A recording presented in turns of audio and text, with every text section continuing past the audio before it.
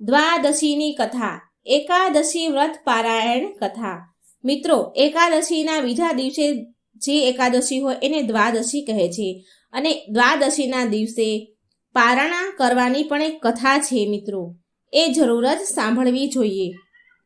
હરે કૃષ્ણ કૃષ્ણ કૃષ્ણ હરે હરે, હરે રામ રામ રામ હરે હરે। ઓમ નમો ભગવતે વાસુદેવાય। મિત્રો, આપણે આજે સાંભળીશું દ્વાદશીના દિવસે સાંભળવા વાળી કથા। દ્વાદશીના દિવસે આ કથા જરૂર સાંભળવી જોઈએ।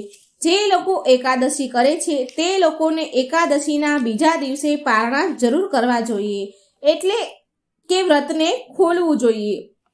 આમ કરવાથી એકાદશી વ્રતની પૂર્ણાવતી માનવામાં આવે છે। આ કથા ભગવાન શ્રી કૃષ્ણએ એક કુંભારને સંભળાવી હતી। દ્વાદશીનું મહત્વ સંભળાવ્યું હતું। આ કથા દ્વાદશીના દિવસે સાંભળવાથી એકાદશી વ્રતનું પૂરું ફળ પ્રાપ્ત થાય છે। ચાલો પૂરા મનથી આપણે આ કથા સાંભળીએ। એક સમયની વાત છે। અમરીશ નામનો એક રાજા હતો। તે ભગવાન વિષ્ણુનો પરમ ભક્ત હતો। તે રાજા તેની પત્ની સાથે 12 મહિનાની બધી જ એકાદશીના વ્રત પૂરા શ્રદ્ધાથી અને ભાવથી કરતા હતા। તો એકવાર એ રાજાએ એકાદશીનું પૂજન કરી, ગૌદાન કરી અને પારણા કરવા જઈ જ રહ્યા હતા। તેવામાં દુર્વાસા ઋષિ તેમની સાથે શિષ્યો સાથે અમરીશ રાજાના મહેલ પધાર્યા। રાજા રાણીએ ઋષિઓને આદર સત્કાર કર્યો અને બોલ્યા, હે ઋષિવર, તમે બહુ ઉત્તમ સમયે આવ્યા છો। અમે હમણાં જ એકાદશી વ્રતના પારણા કરવા જઈ રહ્યા હતા। તમે પણ અમારી સાથે ભોજન કરી પારણા કરો। ઋષિ દુર્વાસાએ રાજાનો આ આગ્રહ સ્વીકાર કર્યો અને સ્નાન કરવા માટે દુર્વાસા ઋષિ યમુના તટ પર ગયા। પારણા કરવાના મુહૂર્તની માત્ર એક જ ઘડી બાકી હતી, માટે અમરીશ રાજાના પુરોહિત બ્રાહ્મણે રાજાને જણાવ્યું, હે રાજન, પારણાનો સમય થઈ ગયો છે। એકાદશીના પારણા જો સમય પર ન કરવાથી વ્રત ખંડિત થાય છે અને એકાદશીનું ફળ નથી મળતું। આ સાંભળી રાજા તો મૂંઝવણમાં પડી ગયા। રાજા માટે તેમના અતિથિ પહેલા ભોજન એ અનુચિત હતું। પુરોહિત બ્રાહ્મણે એક સુઝાવ આપ્યો કે જો તમે ઠાકોરજીના ચરણામૃત ગ્રહણ કરી લેશો તો અતિથિનું અપમાન પણ નહીં થાય અને વ્રતના પારણા પણ થઈ જશે। પુરોહિત બ્રાહ્મણની વાત માનીને રાજા અમરીશ આમ કરવા તૈયાર થઈ ગયા।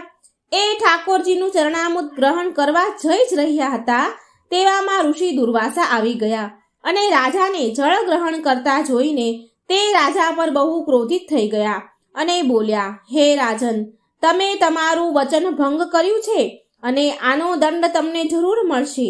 તમને આમ કહીને દુર્વાસા મુનિએ તેમના માથાના વાળની એક લટ કાઢી અને તેને પૃથ્વી પર ફેંકી દીધી। તેમાંથી એક ભયંકર રાક્ષસણી પ્રગટ થઈ અને એ રાજા અમરીશ તરફ જવા લાગી। રાજા ડર્યા વગર ઓમ નમો નારાયણ નો જાપ કરવા લાગ્યા। રાક્ષસી જ્વાળા સમાન સળગતી રાજા તરફ જઈ રહી હતી। ત્યારે એટલામાં ભગવાન વિષ્ણુનું સુદર્શન ચક્ર, જે પહેલેથી જ હરિની કૃપાથી રાજાની સુરક્ષામાં નિયુક્ત હતું, તે સુદર્શન ચક્રએ રાક્ષસીને પળવારમાં બાળીને ભસ્મ કરી દીધી અને એ સુદર્શન ચક્ર દુર્વાસા મુનિ તરફ ચાલવા લાગ્યું। રાક્ષસીને ભસ્મ થતા જોઈને અને સુદર્શન ચક્ર એમની તરફ આવતા જોઈને દુર્વાસા ઋષિ તેમની પ્રાણોની રક્ષા કરવા માટે ભાગવા લાગ્યા અને દોડતા દોડતા બ્રહ્માજી પાસે ગયા અને ત્યાં જઈને તેમણે સુદર્શન ચક્રથી બચવા માટે પ્રાર્થના કરી। ત્યારે બ્રહ્માજી બોલ્યા, હું તમારી આ સુદર્શન ચક્રથી રક્ષા નથી કરી શકતો।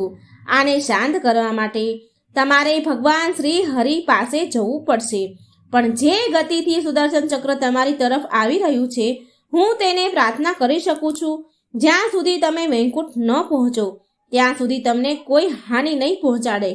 દુર્વાસા ઋષિ હવે દોડતા દોડતા વૈકુંઠ ધામ ભગવાન શ્રી હરિ વિષ્ણુ પાસે ગયા અને ત્યાં જઈ ભગવાનના પગમાં પડી, ચરણોમાં પડી અને ક્ષમા માંગવા લાગ્યા। દુર્વાસા ઋષિ શ્રી હરિ વિષ્ણુને કહે છે, હે શરણાગત વત્સલ્ય, હે પ્રભુ, તમે મારી સુદર્શન ચક્રથી રક્ષા કરો। ત્યારે ભગવાન શ્રી હરિ બોલ્યા, હે ઋષિ દુર્વાસા, હું સ્વતંત્ર નથી, હું તો ભક્તો પર આધીન છું.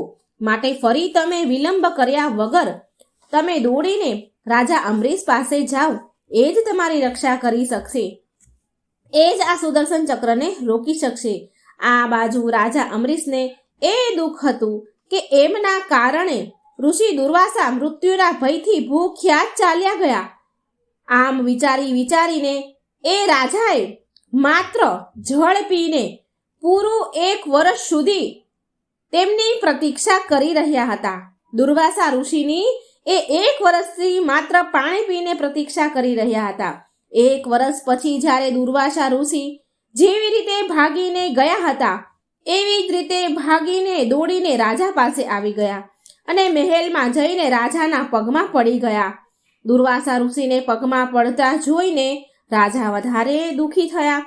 રાજાએ ઋષિ દુર્વાસા મુનિને આસન આપ્યું અને ભગવાન શ્રી હરિની સ્તુતિ કરવા લાગ્યા અને ભગવાન વિષ્ણુને સુદર્શન ચક્રને શાંત પાડવાની પ્રાર્થના કરવા લાગ્યા.